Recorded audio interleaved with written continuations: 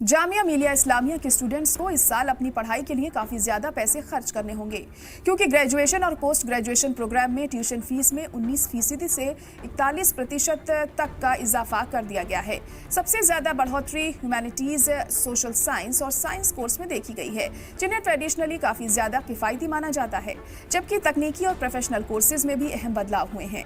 जामिया ने अभी किसी कॉल और मैसेज का जवाब नहीं दिया है।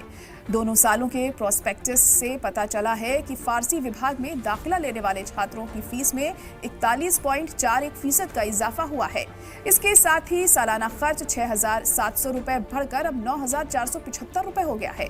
इसके साथ ही डिपार्टमेंट ऑफ अरेबिक में 37.5% इजाफा हुआ है, जिसमें फीस को 7200 से 9,875 कर दिया गया है।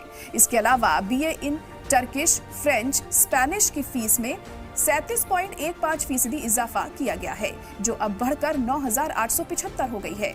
सोशल साइंस प्रोग्राम में राजनीति विज्ञान, इतिहास और समाजशास्त्र में MA और BA करने वाले छात्रों के साथ साथ 4 वर्षीय BA कार्यक्रम के लिए अब प्रति वर्ष 9,875 रुपए का भुगतान करना होगा, जो पिछले साल के 7,425 रुपए से 32.99% का इसमें इजाफा दिखाता है।